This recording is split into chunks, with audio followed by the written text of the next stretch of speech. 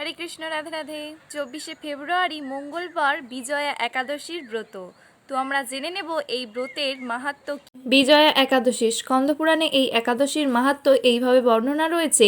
মহারাজ যুধিষ্ঠির শ্রীকৃষ্ণকে বললেন, হে বাসুদেব, ফাল্গুন মাসের কৃষ্ণপক্ষের একাদশীর মাহাত্ম্য অনুগ্রহ করে আমাকে বলুন। শ্রীকৃষ্ণ বললেন, হে যুধিষ্ঠির, এই একাদশী বিজয়া নামে পরিচিত। এই একাদশীর সম্পর্কে একসময় মহর্ষি নারদ স্বয়ম্ভু ব্রহ্মাকে জিজ্ঞাসা করেছিলেন। তিনি এই প্রসঙ্গে যা বলেছিলেন তা আমি এখন তোমাকে বলছি। এই পবিত্র পাপ বিনাশকারী ব্রত মানুষকে জয় দান করে বলে বিজয়া নামে প্রসিদ্ধ। পুরাকালে শ্রী রামচন্দ্র 14 বছরের জন্য যখন বনে গিয়েছিলেন, সীতা ও লক্ষ্মণের সঙ্গে তিনি পঞ্চবটী বনে বাস করতেন। সেই সময় লঙ্কাপতি রাবণ দেবী সীতাকে হরণ করে। সীতার অনুসন্ধানে রামচন্দ্র চতুর্দিক ভ্রমণ করতে থাকেন। তখন মৃতপ্রায় জটায়ুর সাথে তার সাক্ষাৎ হয়। জটায়ু রামের সীতাহরণের সমস্ত বৃত্তান্ত শ্রীরামচন্দ্রকে জানিয়ে মৃত্যুবরণ করলেন। এরপর সীতা উদ্ধারের জন্য বানররাজ সুগ্রীবের সাথে তিনি বন্ধুত্ব স্থাপন করলেন। ভগবান শ্রীরামচন্দ্রের কৃপায় হনুমান লঙ্কায় গমন করেন। সেখানে অশোক বনে সীতা দেবীকে দর্শন করে শ্রীরাম প্রদত্ত অঙ্গুরীয় অর্থাৎ আংটি তাকে অর্পণ করে ফিরে এসে শ্রী রামচন্দ্রের কাছে লঙ্কার সমস্ত ঘটনার কথা ব্যক্ত করেন। হনুমানের কথা শুনে রামচন্দ্র সুগ্রীবের পরামর্শে সমুদ্র তীরে যান। সেই দুস্তর সমুদ্র দেখে তিনি লক্ষ্মণকে বললেন, হে লক্ষ্মণ, কিভাবে এই অগাধ সমুদ্র পার করা যায় তার কোনো উপায় খুঁজে পাচ্ছি না। উত্তরে লক্ষ্মণ বললেন, হে পুরুষোত্তম, সর্বজ্ঞাতা আদিদেব আপনি, আপনাকে আমি উপদেশ দেব। তবে বগদালভ্য নামে এক মুনি এই দ্বীপে বাস করেন। এখান থেকে 4 মাইল দূরে তার আশ্রম। হে রাঘব, আপনি সেই প্রাচীন ঋষি শ্রেষ্ঠকে একবার উপায় জিজ্ঞাসা করুন। লক্ষ্মণের মনোরম কথা শুনে তারা সেই মহামুনির আশ্রমে উপনীত হলেন। ভগবান শ্রী রামচন্দ্র ভক্তরা সেই মুনিকে প্রণাম করলেন। মুনিবর রামচন্দ্রকে পুরাণ পুরুষ বলে জানতে পারলেন। আনন্দভরে জিজ্ঞাসা করলেন, হে রামচন্দ্র, কি কারণে আপনি আমার কাছে এসেছেন তা কৃপা করে বলুন।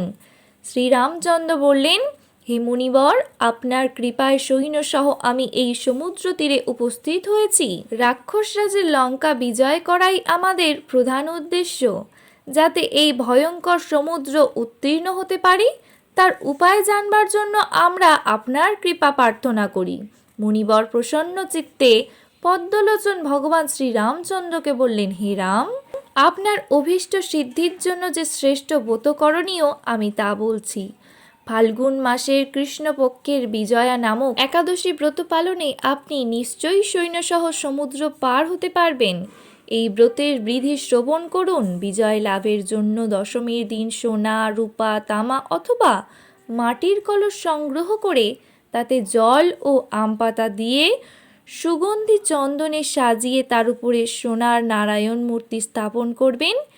একাদশীর দিন যথাবিধি পাতক স্নান করে কলসের গলায় মালা চন্দন পরিয়ে উপযুক্ত স্থানে নারকেল ও গুবাক দিয়ে পূজা করবেন। এরপর গন্ধ, পুষ্প, তুলসী, ধূপ, দীপ, নৈবেদ্য ইত্যাদি দিয়ে পরম ভক্তি সহকারে নারায়ণের পূজা করে হরিকথা কীর্তনের সমস্ত দিন যাপন করবেন।